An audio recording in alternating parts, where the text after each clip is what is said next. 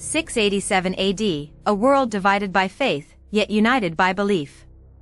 In Jerusalem, a grand monument begins to rise, the Dome of the Rock. In Rome and Constantinople, mighty churches stand. In Bulgaria, Tengrism shapes life. 5 religions, 5 paths, but which one led its people best? Faith was more than just worship, it was power, identity, and destiny. Every empire, every ruler sought the favor of the divine, believing their path was the true one.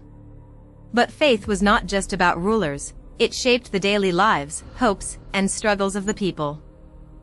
Subscribe now to uncover the hidden past and support me on Patreon. Buy me a coffee, Spotify and Ko-fi to help me provide you with better content. In 687 AD, the Umayyad Caliph Abd al-Malik began the construction of the Dome of the Rock in Jerusalem. This magnificent shrine, standing on the sacred Temple Mount, would become one of Islam's holiest sites. But why was it built? At a time when Islam was expanding rapidly, the Caliph wanted to leave a lasting symbol of faith and power. The Dome of the Rock wasn't just a religious structure, it was a declaration, a testament to Islam's presence in the Holy Land. Its construction sent a clear message to both followers and rivals alike.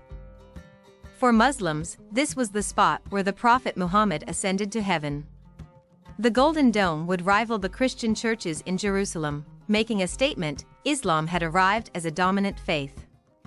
Its beauty and grandeur would capture the devotion of believers for centuries to come. The site also linked Islam to earlier Abrahamic traditions, reinforcing its role as the final revelation. Standing above the city, the Dome of the Rock was not just a place of prayer, it was a beacon of a new world order. But before Islam, this land was sacred to the Jews.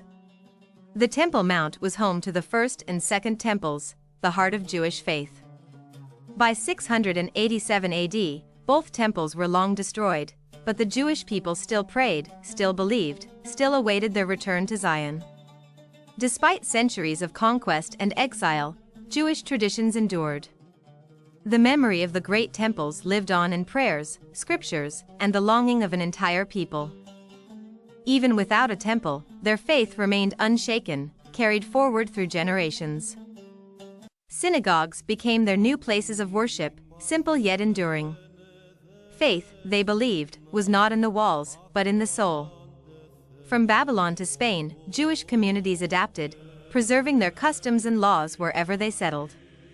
Their resilience became their strength, proving that true faith could not be destroyed by war or exile. The Torah remained their guide, connecting them to their past and future.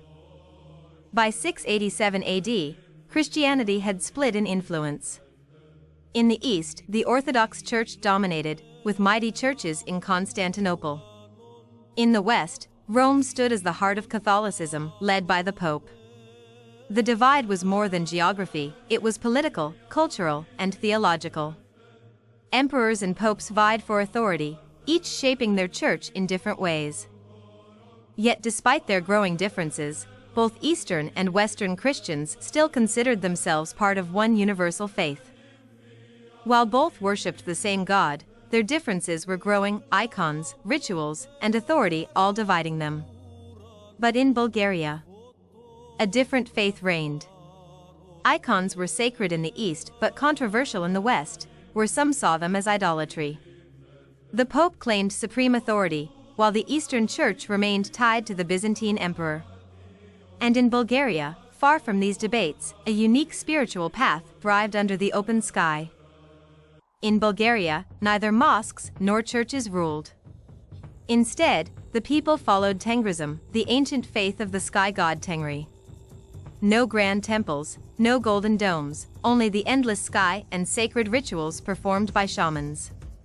Tengrism connected the people to nature, the spirits, and their ancestors.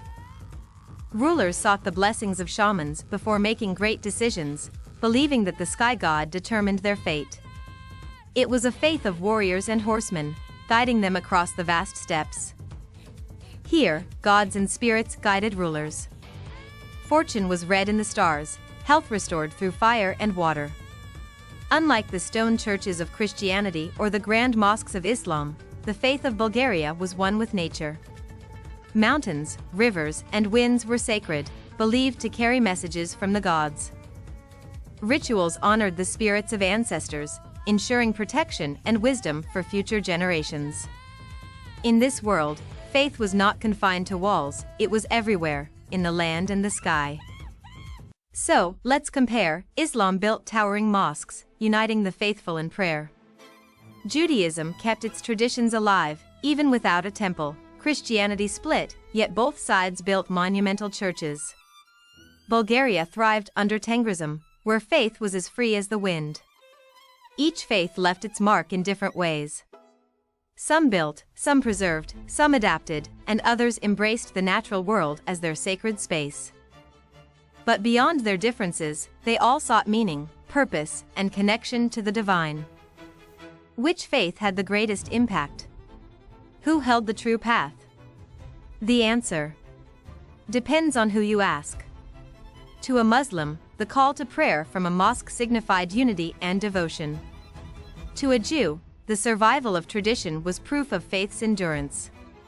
To a Christian, the great cathedrals and icons carried centuries of spiritual power. And to a Tengrist, the sky itself was the ultimate temple.